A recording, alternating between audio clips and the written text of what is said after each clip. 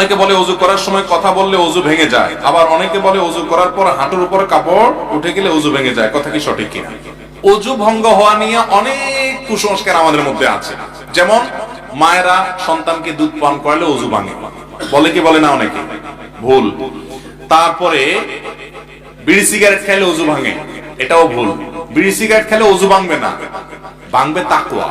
আর বড়টা, ওযু ভাঙলে তো এমন কোনো অসুবিধা ছিল না, গুনাহ হবে না। ওযু ভাঙা তো গুনার কাজ না, কিন্তু তার কি ভাঙবে?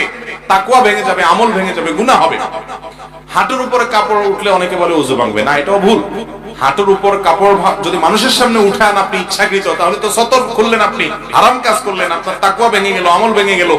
ওযু ভাঙবে না, ওযু ভাঙলে তো এমন কোনো দোষ ছিল না। তেমনি ভাবে আপনার অনেকে মনে করে যে ওযু করার পর কথা বললে ওযু ভেঙে যায়, মহিলারা ওযু করে আসার সময় অন্য কোনো পুরুষের নজরে পড়ে গেলে ওযু ভেঙে যায়। যদিও নজরে যেন না পড়ে সেজন্য তিনি সাবধান থাকবেন, পুরুষও সাবধান থাকবে।